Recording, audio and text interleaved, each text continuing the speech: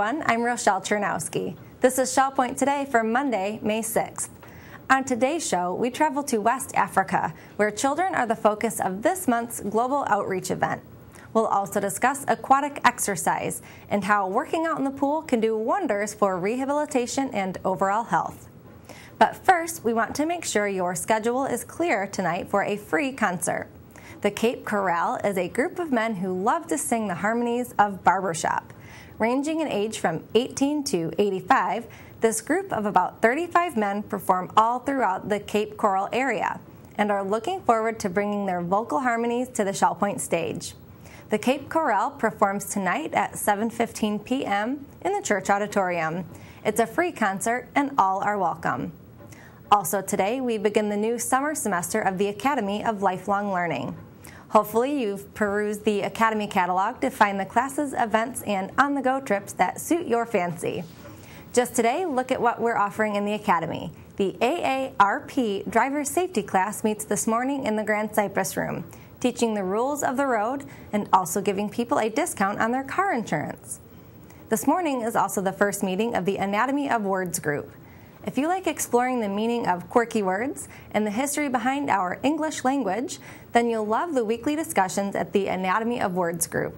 They meet every Monday morning at 10:15 in the Buttonwood Room at the Woodlands. Meanwhile, on the island, Bruce Findley and Penny Modrich are teaching a class on the iPad and how you can access amazing things online, all without wires. And then this afternoon, the Woodlands Computer Lab teaches people how to make Hallmark greeting cards on the computer. And all of that is just on the first day. We'll have even more exciting events tomorrow, like Professor Adrian Kerr, who is offering new history classes every Tuesday morning this summer. Tomorrow he begins a bonus class on his main area of expertise, ancient Egypt. And by popular request, he goes more slowly in this class so you can get all the information. He then continues throughout the summer with lectures on the countries of Jordan and Oman, the Suez Canal, and a month-long focus in July on the early history of the United States. So we encourage you to look through the Academy brochure and sign up for these fascinating classes by contacting the Island Service Desk at 454-2282 or the Woodland Service Desk at 454-2054. You can also sign up online. Just go to www.shellpoint.net and click where it says Academy. One event this week that requires no sign-up focuses on West Africa, specifically the country of Guinea. That's where the daughter of Gail Krauss is serving as a missionary, helping burn victims and also getting children involved in soccer training. Gail will be sharing some photos and stories from these adventures at the Global Outreach event, happening Wednesday at 10:15 a.m. in the hospitality room of the Village Church. Dotty Morrison has this preview. Hello, I'm Dotty Morrison, and I'm here with Gail Krauss, who's the assistant chaplain at King's Crown. But Gail is here to talk to us about what she's going to share at Global Outreach this week. Gail, welcome. Thank you for coming. This Wednesday, you're going to be the featured speaker at Global Outreach, and it's because last December, you took a trip to a small village in Western Africa. What took you there? Family. Always a good reason. Yes. Who's there? Our daughter, Emily, and her husband, J.D. And J.D. was here a couple years ago speaking. Okay. And their 4 children. All right. And they live in a small village 240 miles from the capital city. And it's pretty primitive, but we went as helpers. Okay. And it was a wonderful experience. Your daughter and son-in-law have particular skills that make this particular village a place where they are just loved and where the people are benefiting by them being there. What kind of skill does your daughter have? Emily is a registered nurse, and she's built a reputation for burn care. And every afternoon from 4 to 6, people come and sit in the courtyard and wait till she can see them. And then she gives them care. And even the hospital will say, we can't help you. Go see Madame Aminata. Really? And they cook over open fires. Oh. So a lot of people get burned. Skirts get burned, legs get burned. And it was very amazing to me to see her compassion, but also see the healing that God does. Okay. It's amazing.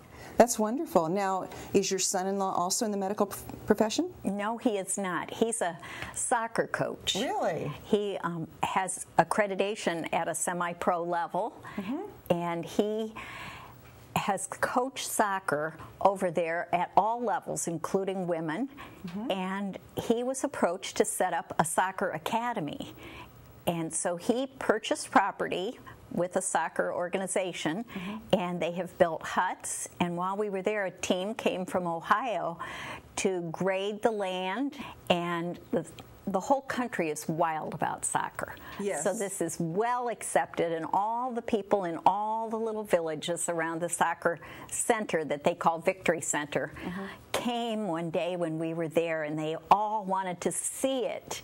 And it was just an impromptu time when everyone gathered and rejoiced. Wow. Now, he's had success coaching already there, Yes. right? His best team, the A team, tied a semi-pro team that's one of the best in Guinea. Well, I bet that made the village proud. Oh, yes, it did. And they really go nuts over soccer. But now this academy is not just to teach soccer skills. No, it's a school as well, and it'll start with grade school and hopefully go all the way up through high school. And so that's why the government is very much in favor of it, because the educational facilities are truly lacking. Wow. Isn't it wonderful that God can take such different skills that your kids have and use them in wonderful ways? Now, I can't let you go before you tell us about your grandkids. How many grandkids do you have that live there? We have 4 who live there, and 2 more who live in the capital and are waiting to be adopted. But the 4 in the small village are Jacoby, 14, Ethan and Josie are 12, and Ellison is 7. And on Wednesday, Ethan and Jacoby will be with me.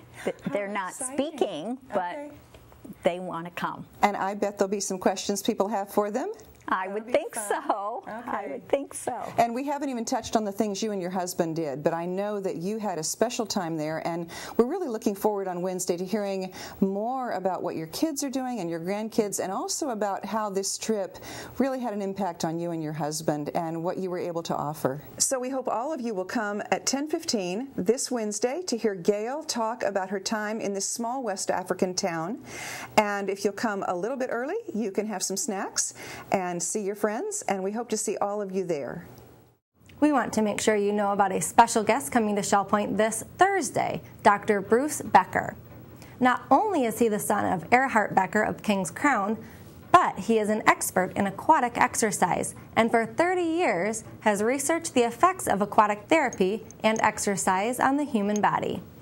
With our new aquatic center in the works, now is the perfect time to learn about the importance of aquatic exercise by hearing Dr. Bruce Becker speaking this Thursday at 1 p.m. in the Grand Cypress Room. Now, we've seen many success stories when it comes to exercise in the pool. People who can barely walk can now get their exercise while floating in the water. We asked our physical therapist to share the benefits of aquatic therapy and also some success stories. I'm Mary Franklin from Resort Services, and here today at the pool to talk about the new aquatic center that will be built here at Shell Point at this location. A few months ago, Dawn Bourne and I met with a group of individuals to talk about what we need here at our new pool. And one of those meetings consisted of Jeff and CJ from our therapy department, and they shared with us the benefits and what special aspects our new pool should have. So thanks for being here today. Thank you. Thank you.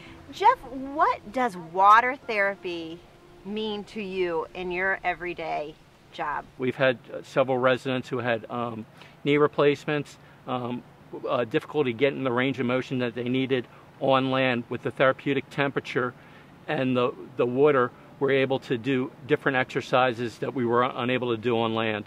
It gives us a bigger toolbox to work with so we can get to the level where the residents need to be, their prior level of function. We're also able to teach them the exercises in the pool, which they can take to another pool to maintain their level of function. Right. And I would imagine that it gives your client the confidence, because when you're on land, if you fall, it's hard. Right. And we do have 2 treadmills in our pool, so we're actually able to do some gait training in the pool, where, like you said, the buoyancy of the water, when you're walking on a treadmill, if you do lose your balance, you just kind of float away, and then we can just get you right back up on. So it builds a lot of confidence as far as that's concerned. We've seen a lot of residents who can't do the things on land. We work with them in the pool. They're able to get their strength, their confidence back up, and it translates to things on land. And CJ, you've actually had some examples that you have been working with someone for a long period of time and then transitioned over to the pool, taught their caregiver and so forth. What is that experience like for the patient? It really allows them to gain back some semblance of their life. We go from working in the pool in the therapy department, where we have a little bit of a controlled environment with a small setting, a lot of equipment, building up their strength, working on their gait training, working on their balance, and then we're able to work with a caregiver or themselves out in the pools in the community. We have several pools out here in the community, and we're able to allow them to continue with the program that they've learned in the therapy department. Okay. And one of the big topics we talked about a few months ago that was important was the access into the pool. And the new pool will have, the bigger pool will have a 0 entry, and then the therapy specific pool will have a ramp entry. What does that mean to you? There's a lot of residents that have such great pain they could benefit from using the pool, but it hurts too much to get up and down the steps. If there's a 0 entry or the ramp, people that are unable to walk up and down the steps will be able to access the pool and will be able to start doing their program in the pool. That's one of the things that we don't have now that we're looking forward to having in the future. Another aspect will be we'll have a wheelchair that actually will be able to roll right down those accesses. So there's no more getting into a chair that lifts you over the water. Right, absolutely. Some people are afraid to use those lifts. This allows them to just sit in the type of chair that wheels right in very easily, and then they can just float or walk right over to where they're going to exercise. Right. And Jeff, you touched on it a little bit, but can you explain the temperature of the pool? We're going to keep the circular therapy pool a little bit warmer. And what does that mean? Sure. We keep our pool temperature between 88 and 90 degrees. It's recommended by the Arthritis Foundation. It's a very therapeutic temperature. Anything higher could tax your heart when you're doing exercise in the pool. So that's the optimal temperatures that we keep our pools at. Okay. And it loosens up the muscles a little bit, and you don't tense. If it's cold, you tense up, right? So CJ, can you tell us one of those wonderful success stories? Well, one of them that's near and dear to my heart is Clara Szathmary. She was someone who came with a severe injury and was extremely weak, having difficulty doing her exercises on land, having a lot of barriers to gaining enough strength to stay mobile and continue to live at her home. So we got her in the pool, we got her stronger, we started working with a caregiver, and we started actually practicing out in the community pool, and she continues to this day doing her exercises in the pool with her caregiver every day, and it's actually allowed her to start maneuvering on land, walking with a walker a few steps, which she wasn't able to do prior to the water therapy. It's just wonderful because it gives me steadiness for my body. Yes. And I can do all my exercises, which I do every day. And I'm in there for 1 hour, not dressed, no rest, just working alone. Yes. And normally you couldn't do that on land, right? I'm doing walking. Walking now on land because of the pool. Yeah. Just imagine that you are weightless and you are in the water. So it's much easier to do, like you were on the moon. So the exercises we taught you over in the pavilion and the pool, you do them over here, right? Yeah, yeah. Yeah. And more. And more? Okay. Her determination, her practice is what has really brought her to where she is now. She was extremely, extremely weak. Just basic mobility was really difficult for her. And so I'm absolutely thrilled to see how she's been keeping it up, because it gives her back her life. And if you've met Clara, you know she's a very determined woman. Absolutely. But you can tell that this pool brings a smile to her face, so it's helping her physically and mentally as well. physically, emotionally. She loves to come out and feel free. She loves to socialize. She has a very dedicated caregiver who helps every day in doing the exercises, and we're thrilled that they've been able to keep it up in the community pool. Right. We're so excited. There's so many different aspects to this pool. There's the social aspect, there's the just come out and exercise with the fitness girls. But this is just one more positive aspect that we're looking forward to at the new Aquatic Center coming to Shell Point.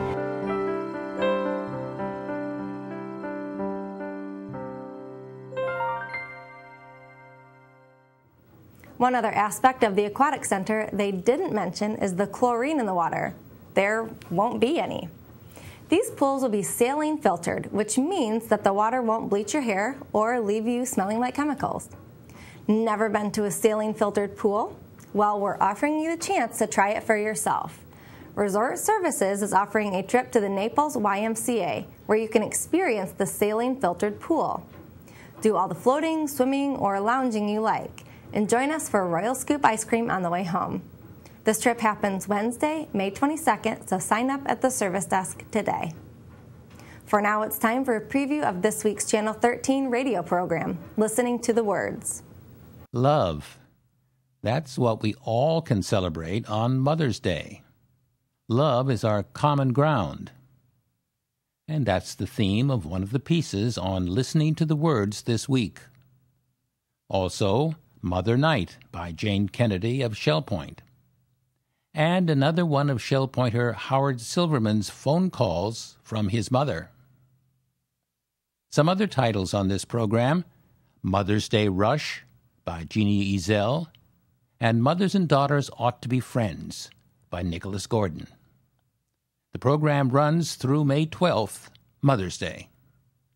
I'm your reader-host, David Howenstein, inviting you to hear these and other stories on Shell Point Channel 13 twice each hour of every day this week on Listening to the Words. Welcome to the Happening segment of Shell Point TV. I'm Suzanne Zavada, and I'm here with Bev Chanley, and today is Monday, May 6th, and we're going to go over everything happening today. We'll start off at 9 o'clock. The food pantry needs volunteers, and they'll be meeting at the Village Church on the island. Also at 9, the men's match play tennis group will be out at the courts at the Woodlands. At 9:15, billiards will be played at the Resident Activity Center on the island. And at 9:15, we have pottery with instruction available in the pottery studio. And we have virtual bowling taking place at the Resident Activity Center. At 10 o'clock, a trip is leaving. They're off to the Turtle Club for lunch. Court pickups will begin at 10 o'clock on the island, 10:10 at the Woodlands, and 10:20 at Eagles Preserve. Sign-up is required. At 10:15, the Parkinson's Enrichment Group will be meeting in the hospitality room of the Village Church. And at 10:30, the Disciple Men's Bible Study Group will be in the game room at the Woodlands. 10:45 is the time for the table tennis playing clinic in the Tarpon Room on the island. And at 11:30, we'll have a Health Connections, Agility and Flexibility in the Health Club on the island. This is closed. Now here's Bev with the afternoon. We're going to start out the afternoon activities at 12 o'clock. You'll find Mahjong being played in the Sable Room down at the Woodlands. And 1:15, the Scrabble will be played at the Library Lounge on the island. And then we have table tennis in the Tarpon Room, also at 1:15. Then we move to 1:45. We have a Health Connections class, Balance and Mobility Training Level 1 in the Health Club. That's currently full. 2 o'clock's the time for the Beady-Eyed Bead Club. They meet in the Oak Room at the Woodlands. At 3 o'clock, a Health Connections class, Pilates Stretch, will be down in the Health Club. Then we jump to 6:30 tonight with Duplicate Bridge. They hold this game in the game room of the Woodlands. Next, we have 7 o'clock square dancing in the Health Club. And our last event is at 7:15. We have the Cape Coral Barbershop Chorus at the Village Church. Well, thank you for joining us today, and we will be back here on Tuesday to go over activities for that day. Hello, everyone. I'm Terry Kolath on the first day of the Academy of Lifelong Learning Summer Session, Monday, May 6th. Our AARP driver safety course for this session begins at 8:30, and sign-up is required. The Anatomy of Words starts today at 10:15 in the Buttonwood Room, and all are welcome. Also at 10:15, an Apple iPad class, What's in the Air, will start in the Manatee Room of the island, and sign-up is required. At 1 o'clock, we start Hallmark cards on a Macintosh. This is in the Computer Center at the Woodlands, and sign-up is required. I'd like to tell you about our new classes coming tomorrow. Mike Lienhardt of Periwinkle will teach beginning pottery. Paul Neighbors of Rosemont will teach understanding your computer. And we have advanced memoirs on the computer, beginning with the dynamic Lakewood duo of Marty Gibson and Lucille Peterson. Sign-up is required.